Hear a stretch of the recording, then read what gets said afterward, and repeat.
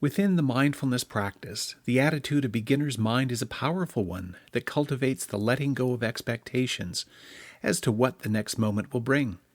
It opens the potential to more fully experience the richness of life that the unfolding of each moment has always offered, although not always accessible, because of our mistaken belief that we know what is going to occur next.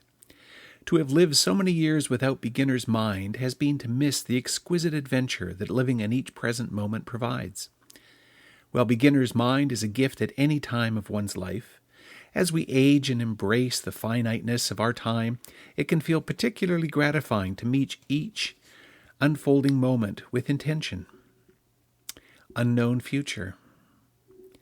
However, beginner's mind also brings to consciousness the often worrisome, if not feared, realization that you in fact do not know what the future will bring. With every moment being brand new, you are brought face to face with the unsettling reality that you do not know what the next moment, and the next moment, and the next moment will entail.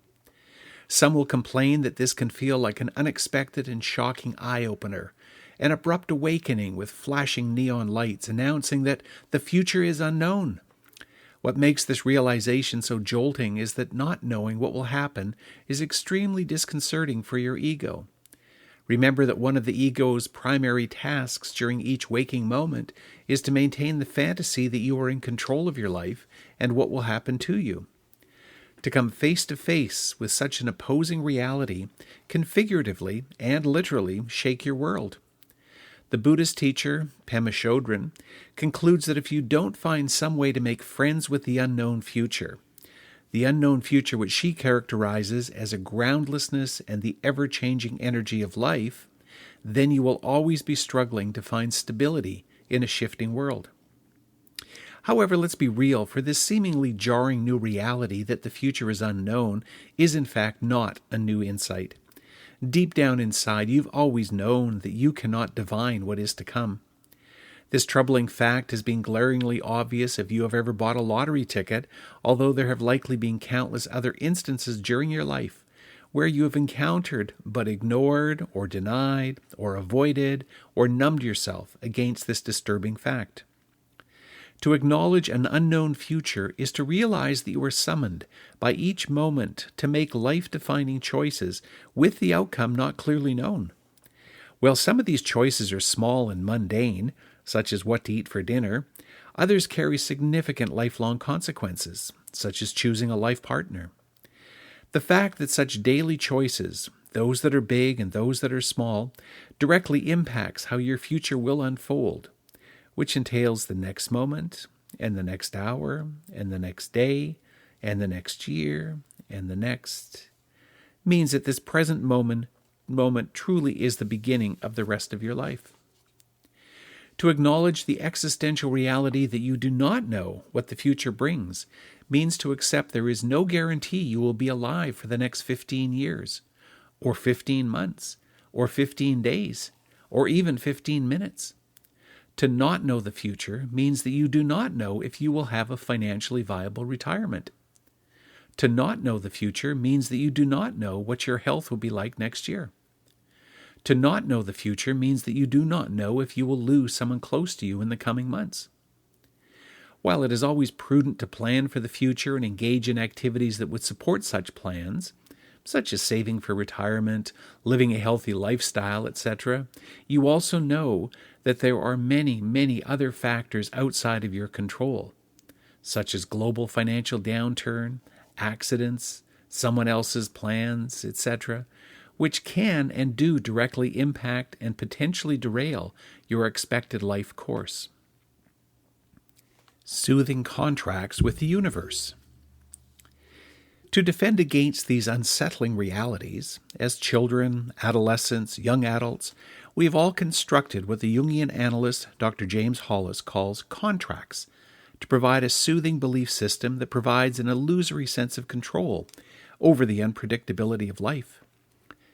These contracts are a form of magical thinking, with you believing you can barter with the world, or the universe, or God to protect your vulnerable self.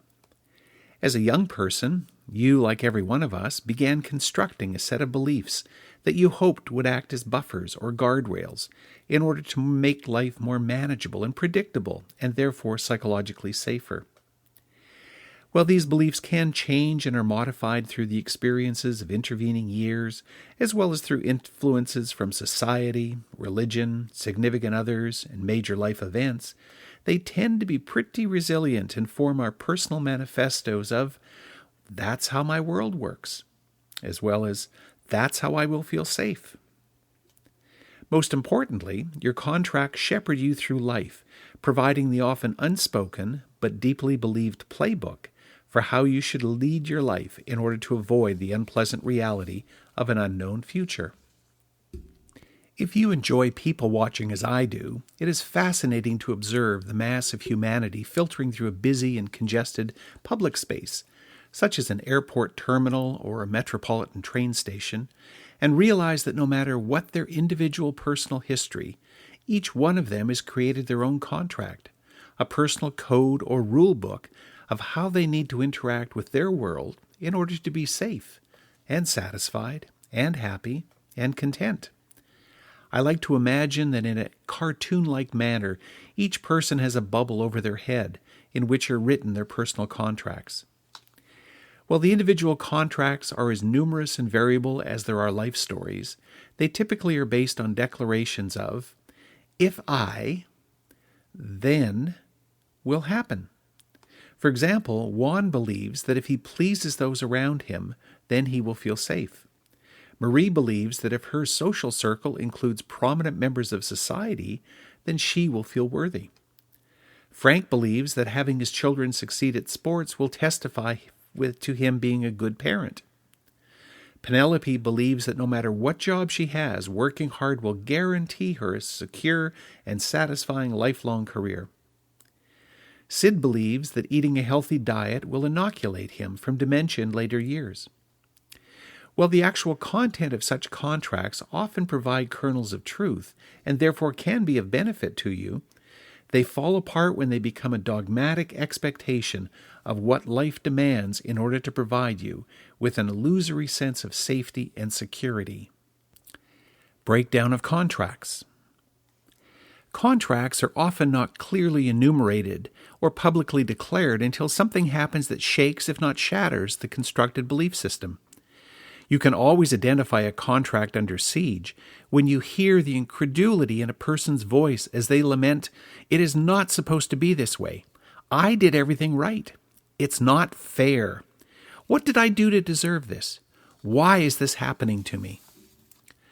Who of us has not experienced feelings of disorientation or even betrayal when our assumed contract with the world or the universe or God falls apart? While these experiences can obviously happen at any time in life, as you age, the likelihood of the hollowness of such contracts becomes increases. Aging brings to the glaring light of day contracts that cannot withstand the inevitable increased likelihood of declining physical and or cognitive functioning, the death of someone close, the financial adjustments accompanying retirement, the changes in marital or vocational status, or even the sad realization that this is not the life that I planned. But aging, with a history of unfulfilled contracts, offers the opportunity to bring the wisdom and courage needed to now seriously question the veracity of your manifestos of how your world works. And it brings the opportunity to be with the unknown future in a healthy way. What exactly is my contract? Well, some contracts are so clear that they can be easily and precisely enumerated. Others feel hazier and elusive to grasp.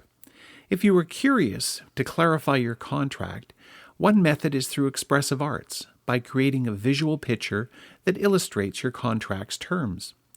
For example, collage is a simple creative pursuit open to anyone without concern for artistic capabilities.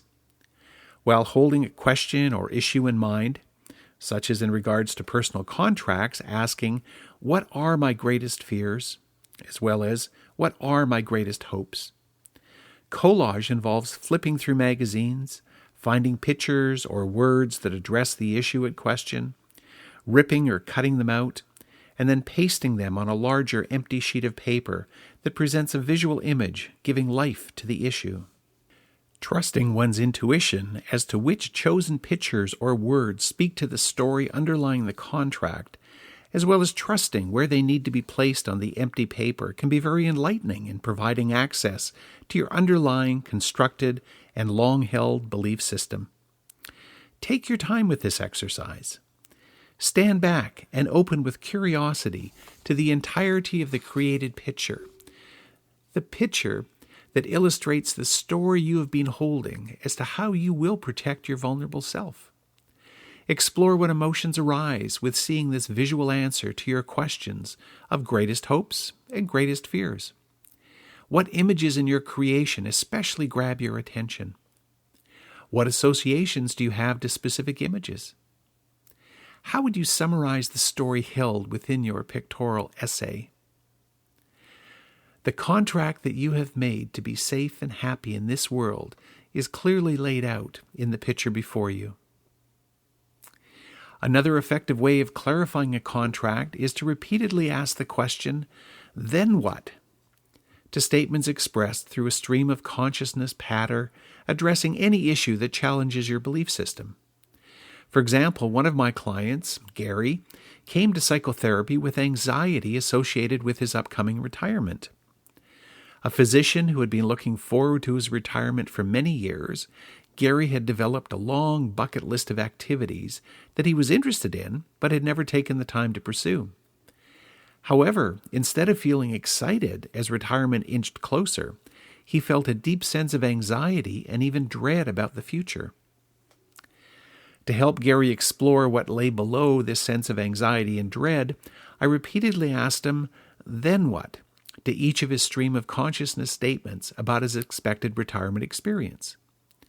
Now, it's important to realize that it is helpful to not question or analyze or debate your answers, but rather to trust the initial response that arises into consciousness. In Gary's situation, he first reported excitement about the possibility of having so much unstructured time. When I then asked, "Then what?" he's noted that knowing it would probably feel a little bit weird to not see patients as he had for the last 42 years, to wondering how will many of his long-term patients fare in the future, to the recognition that he will miss many of his patients with whom he has developed close relationships over the years, to the enjoyment and satisfaction that he had with helping patients, to the respect he enjoyed in the community with his stature as a physician, to long-forgotten memories of feeling lost during his late adolescence, to remembering the pressure that he felt from his parents to do something meaningful and of service to others with his life, to his adolescent fears that he would never be able to meet his parents' expectations, to his ensuing period of acting out with drugs and alcohol, to the relief he felt when deciding on medicine as a career, to remembering the pride and joy that his parents and extended family felt with his career choice, to now wondering how will he fare not being a practicing physician, to tearfully questioning, "So who am I now?" The contract that Gary drew up as a young man that he would be accepted and loved and respected through pursuing a professional career of service does not question or detract from his entering the medical profession, or the good work that he has done, or from his personal satisfaction helping people. The contract does, however, implicitly offer a Faustian bargain that Gary would not experience the uncomfortableness of questioning his identity as long as he pursued such a career. However, the contract falls apart with Gary's mistaken belief that his sense of self is dependent upon his occupation. That is, what he does as opposed to who he is. With the outer world circumstances changing, even though it is through his voluntary retirement, Gary is no longer protected from the anxiety associated with his questioning sense of self. At 69 years of age, Gary is once again pushed to revisit the central, troubling question of his youth, which had never been fully resolved, but simply held at bay.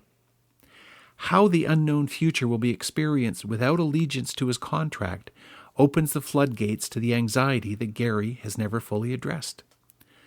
Like a knock on the door from a long-lost relative, Gary's unresolved core identity issue has returned. What now? With the conscious exploration of contracts that have been developed and faithfully lived throughout the years, it is possible to decide what is the healthiest next step. In Gary's situation, he could simply continue his contract through finding some other service-oriented work, perhaps on a volunteer basis, that would again provide a shield against his identity anxiety. Well, this course of action will likely be successful, not only in regard to holding at least some of his anxiety at bay, but also by being a benefit to the larger community. It only forestalls the inevitable confrontation that he will likely have to make in the future. That is, whenever Gary is no longer physically or cognitively or motivationally able to continue volunteer activities, and his contract is again challenged, the same identity anxiety will return. Mindfulness, with its emphasis on beginner's mind, presents an alternative course of action. Instead of continuing to try to defend against the unpredictability and the lack of control that you have over the future through your existing or even newly created contracts, know that you do have an option. Instead of creating a new contract, or in Gary's case, extending his original one, in an attempt to control the future, which in his case is to avoid anxiety, a healthier response would be accepting the inevitable unknown future that is your reality. Mindfulness offers the potential to develop an alternative relationship to this existential conundrum on two fronts. First, the structural framework of the mindfulness practice presents a conscious intention to not get lost in the future. Rather, the practice is to stay in the present moment and not allow yourself to squander it through quixotic and impossible quests of trying to forecast and then live in the future. The future will arrive, but not in this moment. Be Here Now is the title of a 1960s book, which aptly captures mindfulness's petition. Now, the second benefit offered through mindfulness is that you can use the concept of beginner's mind to change how you are, with the reality that you don't know what the future will bring. This means that you can courageously learn to be with the actuality that you have always known. That is, you can learn through the mindfulness experience to hold whatever thoughts and feelings and physical sensations, arriving from the acknowledgement and full recognition that you do not know what the next moment or the next moment or the next moment will bring. This change in relationship with the unknown provides the ground to live less in fear, to enjoy more freedom of fully experiencing the present moment. But it's important to note that there's just no getting around the fact that not knowing what the future holds has the potential to produce anxiety. But mindfulness teaches that you can meet and be with whatever arises in a healthy manner, which includes anxiety. But also remember that while the unfolding future moment may bring anxiety, it may in fact alternatively bring excitement, or boredom, or contentment, or satisfaction, or a multitude of other experiences. You just don't know. Learning to hold the attitudinal foundation of beginner's mind means that you do not have to live in fear, to deny, to avoid, or to numb yourself to whatever thoughts, feelings, or physical sensations may arise in the unfolding future. You do not have to be held hostage to any potential emotional reactions. The acknowledgement of beginner's mind opens the door for a new foundation, for the confidence to develop a new relationship that allows you to not just endure, but also enjoy living alongside an unknown future. This change in relationship from not getting lost attempting to live in the future, as well as not defending against experiencing whatever the future moments will present, is aptly captured in the poem The Peace of Wild Things by Wendell Berry. He wrote, "When despair for the world grows in me, and I wake in the night at the least sound, in fear of what my life and my children's lives may be, I go and lie down where the wood drake rests in his beauty on the water, and the great heron feeds. I come into the peace of wild things, who do not tax their lives with forethought of grief. I come into the presence of still water. I come into the presence of still water, and I feel above me the day-blind stars waiting with their light. For a time I rest in the grace of the world and am free." Mindfulness practice presents a structured process to meet whatever arises in an open, receptive, and non-judgmental manner, which includes meeting the anxiety associated with the unknown future.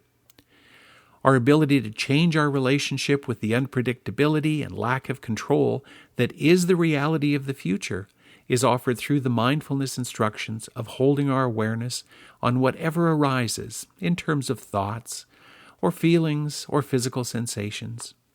To not ignore, avoid, or deny our human limitations, nor to alternatively fall into the grips of anxiety or enthusiastic abandonment or any other emotional reaction associated with the unknown future, presents a very powerful alternative way of being. To adopt the attitude of beginner's mind is to meet each moment as the yet unknown one that it is. Beginner's mind expands your tolerance and resilience for whatever will arise, which in turn relinquishes your childlike innocence of ignoring the indisputable fact that you do not have complete knowledge or control over your future. The complementary strategy that aging can offer to your mindfulness practice is through a conscious confrontation with your personal contracts, long-cherished undertakings that you developed with the understandable but erroneous intent of keeping yourself safe and secure. To explore and challenge these belief systems takes away the artificial crutch upon which you have leaned in your attempt to predict and manage your future. To do so, however, is not a nihilistic capitulation, nor does it leave you blind to the future. While it is, of course, important that you continue to make plans and to look forward with anticipation to your future, tearing up your personal contract only eliminates the fantasy that you will in fact be able to control the outcome. Letting go of personal contracts is a declarative affirmation that you will embrace beginner's mind. Augmenting the mindfulness way of being through a conscious exploration of your constructed contracts can be of considerable benefit and assistance to your aging process. To consciously investigate your early belief system allows for a more informed attitude and therefore choice as to how you're going to meet the inevitable challenges that the unknown future presents to your aging life.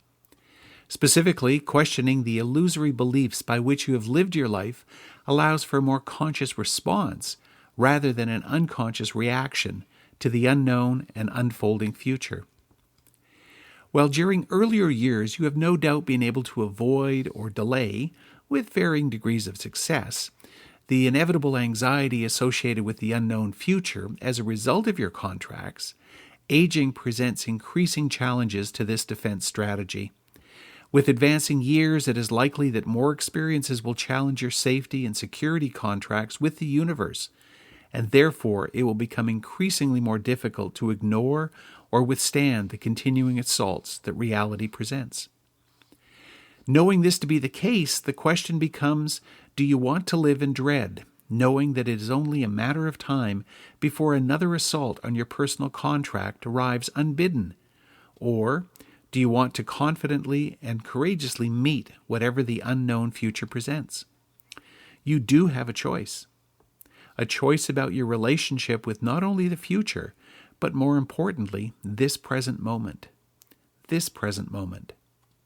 And should your decision be an affirmation of living mindfully in the present moment, a follow-up question will inevitably arise. With advancing age, if not now, when?